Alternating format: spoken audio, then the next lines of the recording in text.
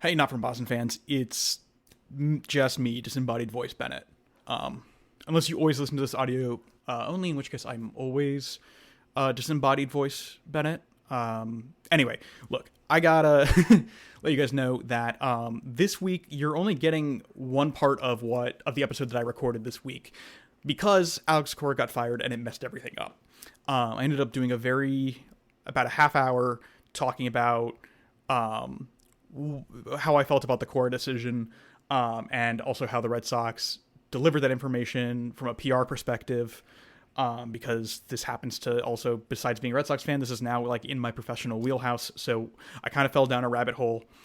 The rest of the episode was going to be about, ironically, it was going to be about what to do with the Red Sox once Craig Breslow leaves, given that he, in terms of the life cycle of a Red Sox general manager or chief baseball officer, he's kind of nearing the end anyway. And that, deep dive was a lot of fun to record, but it also made the podcast like well over an hour long. And I frankly am in finals and I don't have time to edit all of that. So you're getting just the Alex Cora reaction from me. It was recorded on Wednesday. And the other half of the episode is going to be maybe worked into other pieces, but like I think I'm going to have that as an episode for the week after next. So that's all that is. I hope you enjoy this episode. It actually was a lot of fun to record, even though the news sucked. Enjoy.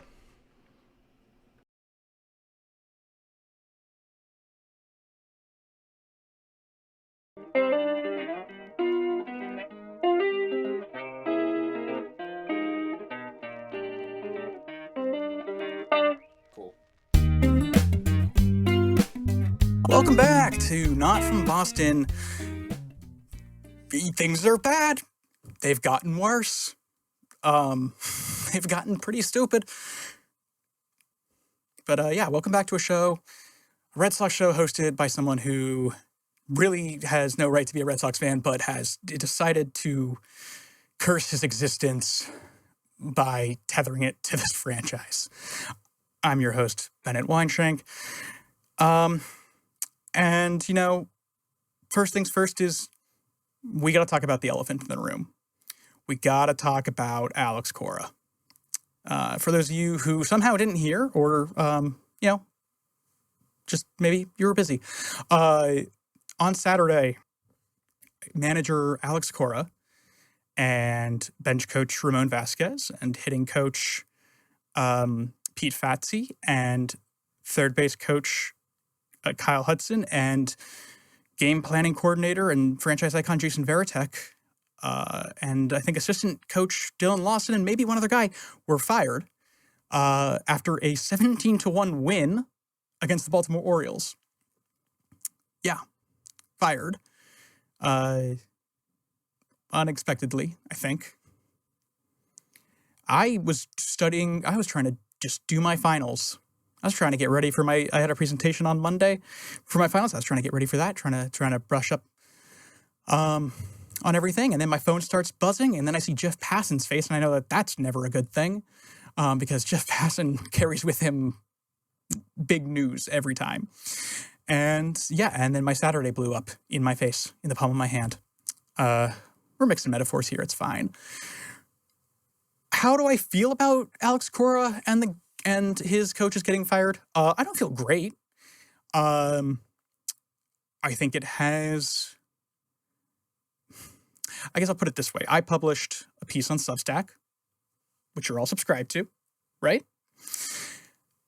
Published a piece on Substack today that was basically a slightly edited version of my column that I had to write as an assignment for my baseball writing class. And I think it kind of neatly summarizes my feelings, which is that, yeah, Alex Cora was no longer the right fit to manage the Boston Red Sox. But, and it's big fucking but, he's no longer a fit because Craig Breslow made him not a fit. You know what I mean?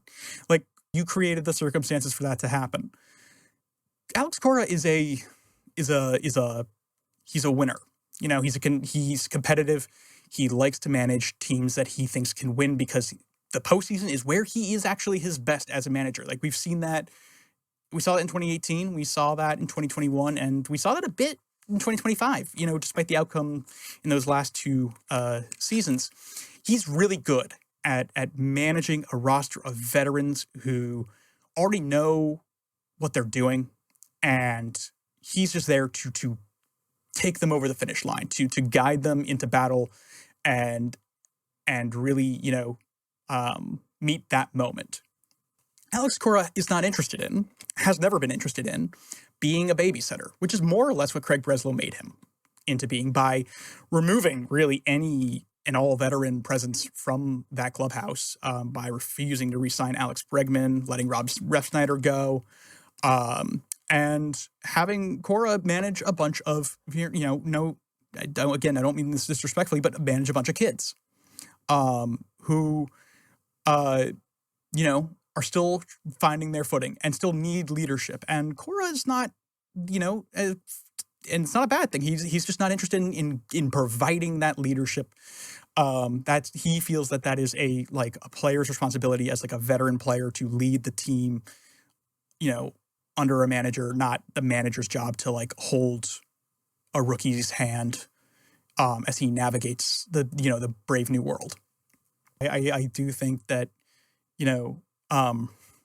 even though Cora's under contract for 2 more years, so he's getting paid now $13 million to just fuck off and do nothing, which I wish I had that. Fire me in that case. I think Breslow created a context for which Alex Cora no longer belonged. And that was his opportunity to push him out. Because I also do think, and I think it's pretty well documented, that Cora and Breslow have fundamentally different views on how to develop and play the game of baseball. I've joked about it before, but Breslow is very, very analytically driven. He is a big fan of his model, his algorithmic model that tells him, what matchups work best, who plays better where, what the vision is for this iteration of the Red Sox. And Cora, does not, he doesn't hate analytics. He likes to use them as a tool, but he also, I think Cora has a feel for the game that Breslow strangely doesn't, despite being a veteran pitcher. But so it's not a coincidence that all the guys that got fired alongside Cora are his hitting staff, which, struggle. Hitting is the kind of the weakest part of the Red Sox roster right now. And they're all Cora's guys. They're all guys that Cora brought into this organization when he was hired. They're all guys that he stands by. And so it's not surprising to me that Craig Breslow cleaned house, and now we are going to get the unfiltered Craig Breslow vision of the Boston Red Sox, which I don't particularly love because, again, this style of development, I don't lean toward. I'm not into teaching guys to focus, mainly on bat speed and launch angle or on spin rate. I want them focusing on getting on base, staying on base, scoring runs, getting outs, making batters swing and miss. There's a fundamental, and we'll get to this in a minute, but there's a fundamental piece of the puzzle that I think, from watching Craig Breslow develop a team, run an organization for the last almost 3 years, that is something that I've seen lacking repeatedly. And I think there was a disconnect between him and Cora that made that worse.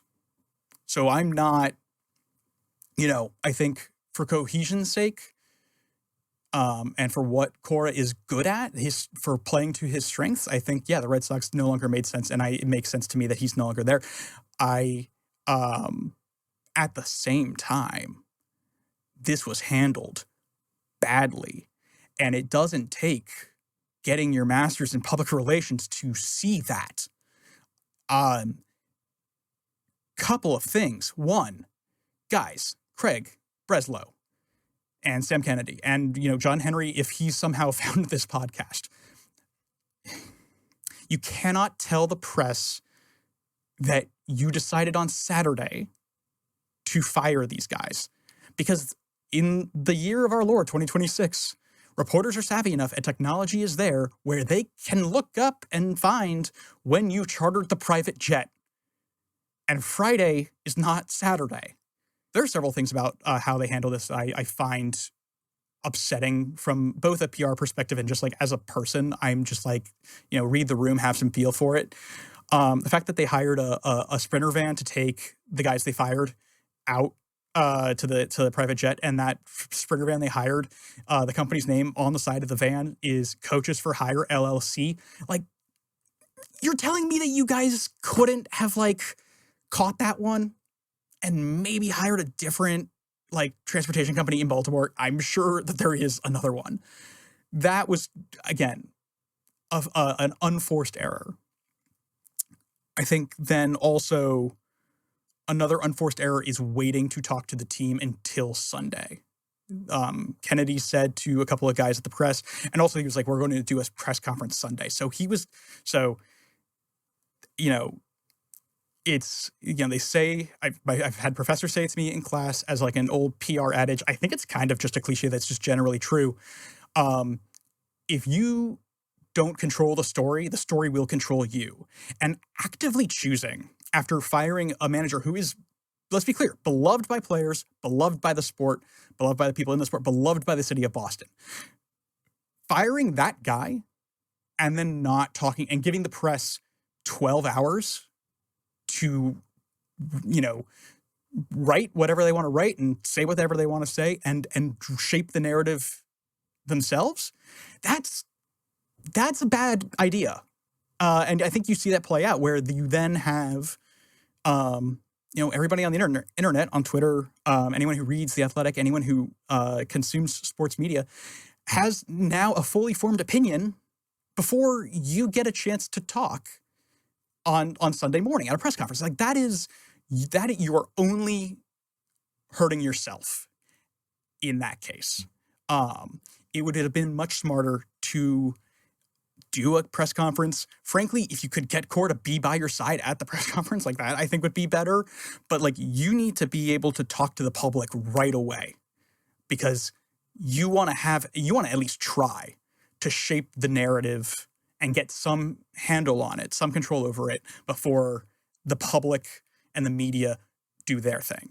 And that's, not to say that I think the media's interpretation of this was wrong. I actually think it's right. But I'm saying like as someone who is currently learning about how to help, companies and organizations migrate crises and interact with their publics. I also, which is funny because I also just feel like everything I just said was like common sense, but whatever. Secondly, if you're going to fire somebody on the road, have an intern roll up the background from your pressers in Boston and have him or her or them bring it to Baltimore or bring wherever you are and put it up in front of the background that the home team has, because doing your I just fired the boss or I just fired the manager press conference in front of a background with your opponent's logo blasted all over it and your opponent's sponsor, who probably didn't want to be anywhere near this, also on the background. It looks incompetent. It looks like a mistake. Even if it wasn't even if it was deliberate, you were like, it doesn't matter to us. It should. It looked bad. It reminded me of Veep. If you're reminding me of a sitcom about incompetent people, that says something to me about how you are doing your job. It's just like, and look, I want the Red Sox to be good at this. I want them to be better at this. I'm not saying this to, be mean or punch down. It's genuinely like, hey, guys, like, making decisions like these is fine, whatever, but you have to, be prepared to explain yourselves and be prepared to do it in a way where you don't come off, in all the ways that I've described. This is avoidable. You just have to be like a little more deliberate in what you do. I think also another, again, while we're on the topic of mistakes, the fact that the Red Sox had a brief team meeting with the players, like the Breslow and Kennedy and John Henry apparently just in the corner vibing, not I don't know, having anything to say. Weird. But only briefly talking. I read reports that Breslow only talked for 2 minutes.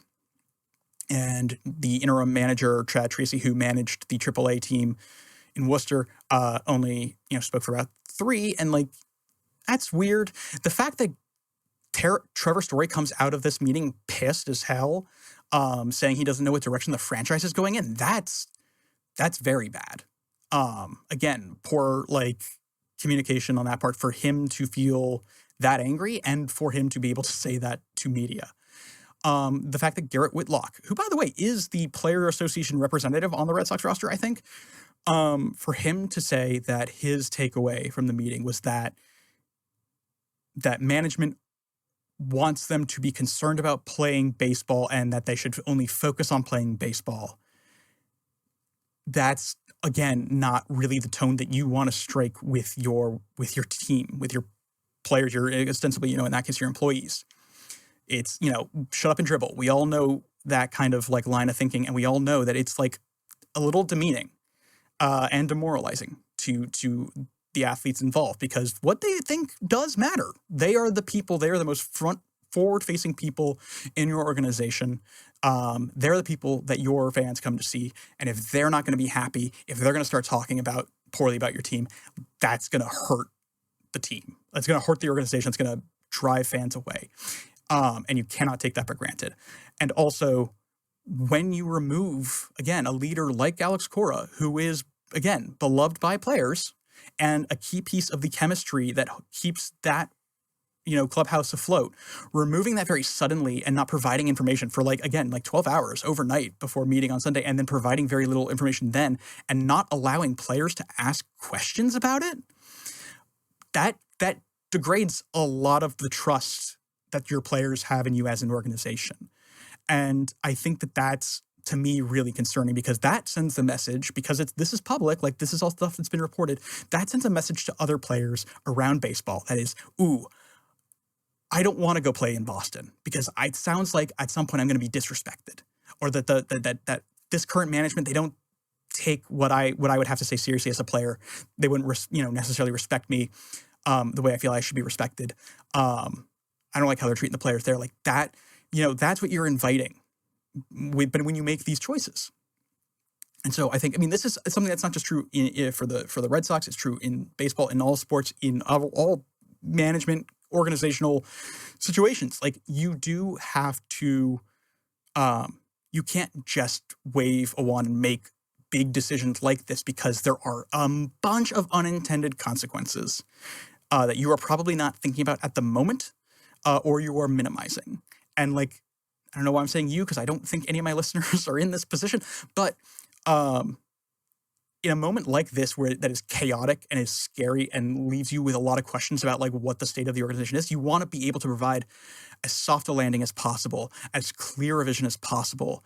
You need a steady hand to be hey, it's okay. I know this is confusing. Let's talk about it. It's gonna be fine. It's concerning to me that the Red Sox don't have that, aren't offering that to players.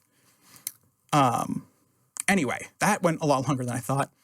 That's not even the main segment that I had planned for today, which is kind of ironic, and we'll get to that in a minute. The Red Sox are still pretty bad. They won 2 in a row after Tracy was hired. So they went on a 3-game winning streak, which is great. And then they lost yesterday, and I believe they're losing. If they haven't lost already, they lost today. This is Wednesday when we're recording this. So, yeah, continuing to be not great. I am mostly out of breath, so I'm going to kind of slow my roll there. I am going to read, though. Harry has sent several novel-length thoughts. Asked him what he thought about the team. Harry says, the Boston Red Sox are, in my not-so-humble opinion, everything that is wrong with modern baseball. They are a team that is built on complete statistical analysis. They are a team that is built on 75% of the lineup being platoon lefty-righty guys. They're a team that is composed of guys who don't really have a set position. A few guys do, but then they get moved off their set position, and they're a team that lacks any real identity. I've said this before, but I think we went into the season with an expectation and hope that run prevention would be the identity. We've now lost Garrett Crochet to the IL. Oh, yeah, that's a really good point. I forgot about that in this episode. Garrett Crochet is on the injured list for a few weeks with shoulder inflammation, which is always what you want a pitcher to have. We've lost Sonny Gray to the injured list, which is also, not good. That's 2 of our 5 starters. I would assume more frequently than position players. We've lost, pitchers get injured. I would assume more frequently than position players, so that's down the tubes. Yes, we have a wellspring of really young, vibrant talent, but I think we all know in baseball, young talent in the minor leagues does not always translate to success in the major leagues. There have been countless examples of the greatest prospects to come up batting 130 as soon as they get to the big leagues. See Billy Beane. Second Billy Beane mention of the show. That's interesting. However, the loss of Alex Cora signals the end of what I think was a tug-of-war between the on-the-field team and the front office. It's obvious that Alex Cora was not Craig Breslow's first choice while being somebody that is able to incorporate analytics and stats from the front office into his game-day decisions. Also, not Breslow's choice. Breslow did extend him for 3 years. So I don't, Breslow had his opportunity to fire him earlier, I think. Anywho. Cora, particularly at the beginning of his tenure with the Red Sox, was someone who relied on the eye test. Last year, even, he proved that he was someone who was willing to let I don't know who this is. I don't know what this might be a typo. But he was willing to let pitchers stay on the mound in the 8th and 9th, even if they were pushing 100 pitches, and they were seeing the lineup for a 3rd or 4th time. He's somebody that was able to identify the right moves to be made out of the bullpen more often than not. Again, something that to me is a smell test or an eye test as opposed to the number, say, XYZ. And I do think I would be remiss if I didn't say I am really, really sad to see Cora go. I think we've seen Breslow make 3 commandeering decisions that are very clearly going to decide the direction of this organization going forward, whether or not he's in charge. The dismantling of the Rafael Devers contract for simply a money dump, which I think at this point it's very apparent and clear that that's what they were doing, considering that James Tibbs, who is destroying the minor leagues and is not in our farm system, the refusal to bring back Alex Bregman because of something, in my mind, as trivial as no trade clause for someone who has a family and children who wants to know that where he's going to be living and sending his children to school. That's all a really good point. Not giving the only leader on the team that has any gumption the no trade clause in watching him walk away, and now letting go of arguably one of the best hybrid old school, new school managers in the game signals a very clear shift that we are going entirely Tampa Bay Rays, which is like a new school style of baseball. And guess what? If that produces a winning team, I will be happy at the end of the day. I am a Red Sox fan, and I want to see the organization do well. I want to see the players that I love. When I do like a lot of these guys, I really like Wilson Contreras and Wilyer Abreu. He might be one of my favorite players we've had in the last 10 years. His performance has a lot left to be desired, but I do like Trevor Story. There's a lot of likable characters on this team. I love Brian Bayo. What I will leave as my parting words here, Craig Breslow, you now have the keys to the kingdom. There are no shackles on your ankles holding you back from designing the team that you believe is the best team to win us a World Series. And yes, the goal is winning a World Series. Getting to the first round of the playoffs or winning 90 games or winning a division is not the goal for the Boston Red Sox. We are not the Tampa Bay Rays. We are not the San Diego Padres. We are a team that should be looking to win the World Series every single year. That is our only goal for this organization. One more text. So with all that being said, Craig, you finally have an opportunity to bring in your manager, your superstar, your superstars, or lack of thereof. If you don't want to bring in one, you have an opportunity to design your coaching staff. You have an opportunity to build this thing from the ground up that you have sold us on, right? So, full throttle, go full throttle the way that you think is appropriate, and we will see the results on the field. And I think at this point, the only thing to do is accept what we're given, which is Craig Breslow's team, and hope that he really does do a good job. Do I believe in this philosophy? Absolutely not. Do I hope that the Red Sox win? Absolutely, I do. I will never stop cheering for the Red Sox, but if this thing goes really, really south by the end of the year, not only Does Breslow need to go? I think it's serious time for an entire organizational reboot from the ground up. No more money ball analytic. We are not the Tampa Bay Rays. Those are my thoughts on the current state of the Boston Red Sox. Oh my God, my throat. Harry, thank you for your thoughts. I'm going to edit them because I'm editing this whole podcast. It was so fucking long. Guys, that's been our show. As always, follow us on Instagram at NotFromBostonPod. Substack, notfromboston.substack.com, patreon.com/notfromboston, and then listen to us on Spotify, Apple Podcasts, YouTube, wherever you get your podcasts. We will be back in 2 weeks, I think. And until then, go watch some baseball, go enjoy your time, and, go Red Sox. Bye.